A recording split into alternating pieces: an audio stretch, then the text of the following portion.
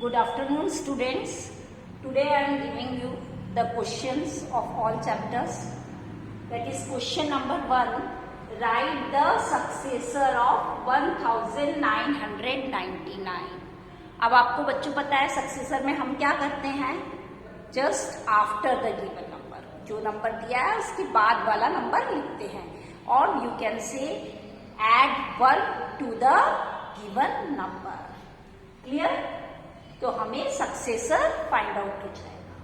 Now the next question is write the predecessor of 3579.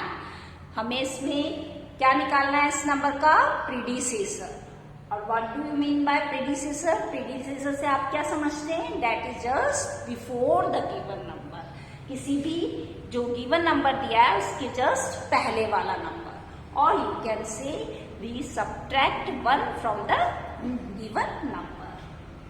The next question, that is from the greatest and smallest numbers using the given digit. ये digit दे रखी है, इससे हमें greatest और smallest number form करना है. तो आपको पता है बच्चों, हमने आपको बता रखा है कि जब 0 आता है तो जब स्मॉलेस्ट नंबर फॉर्म करते हैं तो हम 0 सबसे पहले नहीं लिखते. 0 कौन सी प्लेस पर आ जाता है हमारा, यहाँ से राइट टू लेफ्ट चलते हैं तो हमारा 0 सेकेंड प्लेस पर आता है.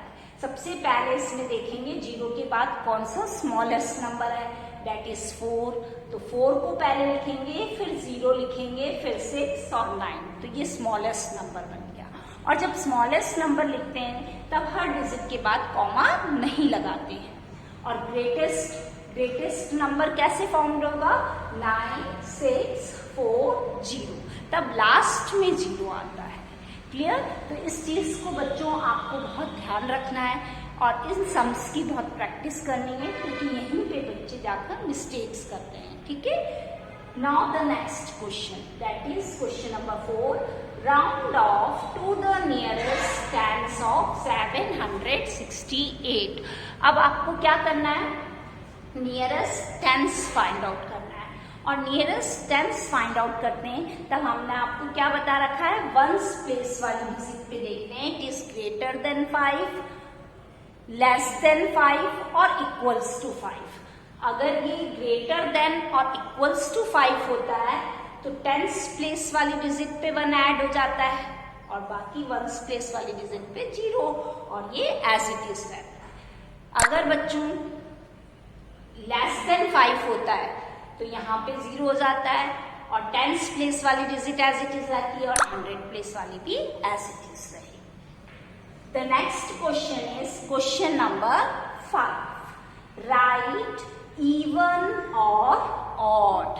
अब आपको यहाँ पे जो भी नंबर दे रखा है उसके आगे देखकर लिखना है कि इवन है या ऑड है.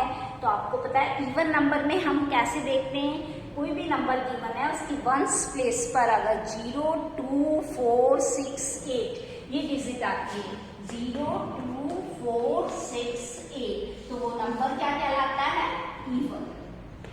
और अगर 1, 3, 5, 7, 9 ये आता है तो वो नंबर क्या कहलाता है, that is odd.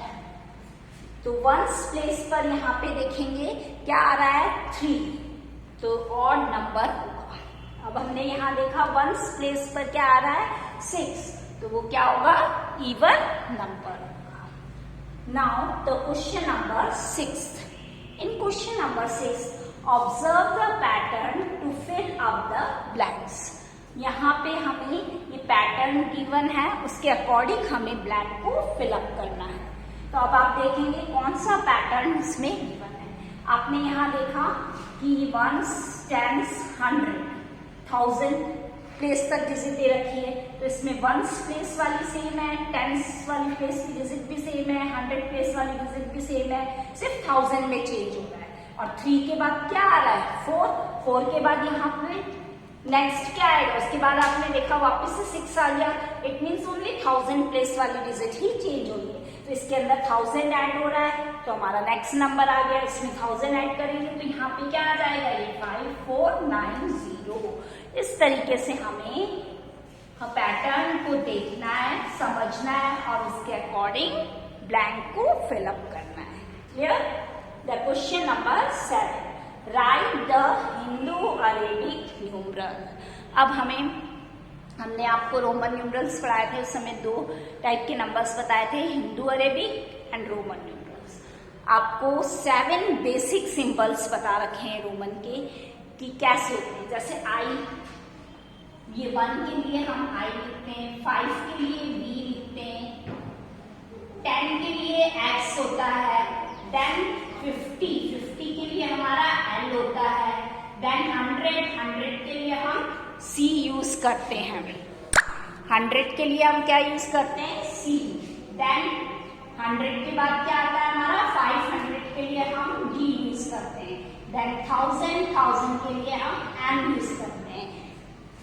In your class up to 3rd standard, only the Roman numerals use up to 40 तक ही हमारे यूज में आएंगे, पर फिर भी हमने आपको 50 तक बता रखा है कि रोमन न्यूमरल में 50 को कैसे लिखते हैं?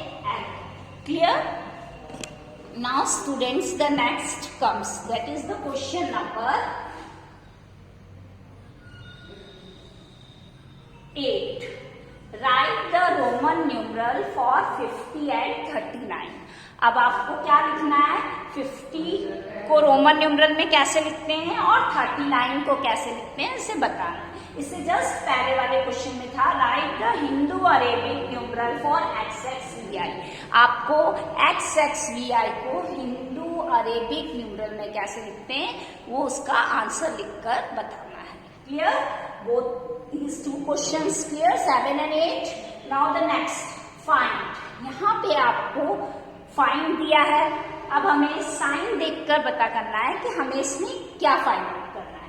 जैसे फर्स्ट ए पार्ट में किसका साइन दिख रहा है आपको? प्लस साइन दिख रहा है। इट मीन्स इन तीनों नंबर को हम वर्टिकली अरेंज करेंगे, उसके बाद इसका ऐड करेंगे। क्लियर? और ऐड करना आता है ना आपको? The next B part, B part में आपको दे रखा है किसका सिंबल है ये यहाँ पे? मल्टीप्लाई का। इट मीन्स इस नंबर को इसके साथ में मल्टीप्लाई करना है, तो हम वर्टिकली अरेंज करके मल्टीप्लाई कर देंगे। और 3 डिजिट नंबर को 2 डिजिट नंबर से कैसे मल्टीप्लाई करते हैं ये आपको सिखा रखा है, तो अब आप इसको सेल्फ करिएगा। Next the C part. C part आपका है डिवाइड, बीच में हमारा सिंबल किसका है? डिवाइड। तो इसमें क्या करना है? हमें डिवाइड करना है। Now question number 10, subtract 2357 from 6000। यहाँ पे बच्चों हमने आपको बता रखा है कि जब भी हम सब्ट्रैक्ट में इस तरीके के आता है हमारा स्टेटमेंट, फ्रॉम आता है, तो फ्रॉम के बाद वाला जो नंबर होता है वो क्या नंबर होता है? ग्रेटर नंबर होता है। इसको सबसे पहले लिखेंगे और उसके बाद हम फ्रॉम से पहले वाला नंबर लिखकर सब्ट्रैक्ट करेंगे। तो ये चीज आपको याद रखनी है। कई बच्चे इसको एज इट इज लिख के सब्ट्रैक्ट कर देते हैं, तो वो रॉन्ग हो जाएगा। हमेशा देखना फ्रॉम के बाद वाला नंबर ग्रेटर होता है, बड़ा होता है, तो उसको सबसे पहले लिखेंगे आप। Clear? Now all of you solve this question in your notebook, and if any doubt then ask to me in my personal WhatsApp.